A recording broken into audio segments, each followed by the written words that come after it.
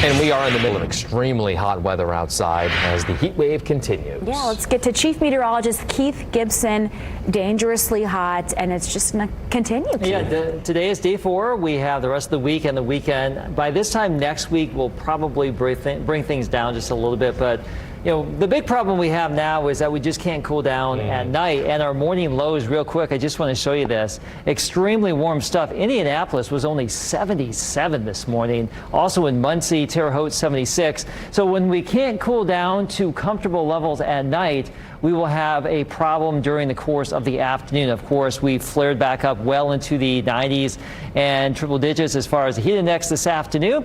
Now, tomorrow we are thinking 79 degrees at 8 o'clock in Indianapolis. By midday, around 90. Of course, it's going to feel much hotter than that. And in the afternoon, I'm advertising some 80s here at 6 o'clock. If we do happen to have a storm around the Indy metro, it will be warmer if you don't have a storm tomorrow, but there is an opportunity for probably a little bit more widespread activity tomorrow afternoon. The heat index trend not in our favor here. Tomorrow morning early, it's not as bad, but by midday around 100 degrees, and going into your afternoon also upper 90s, low 100s, assuming you don't have a storm. Now, I want to show you the trend for the next 7 days, and again, a little bit of relief perhaps by early next week or the middle of next week, by next Tuesday.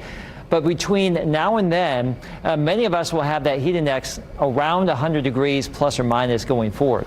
Now, as we check out our satellite radar, there have been a few showers and thunderstorms around here. A lot of this will be fading away as we get deeper into the early evening. Some of you getting some downpours right now. Those will be fading away. So Futurecast shows where we are headed later on this evening. This is 10:30.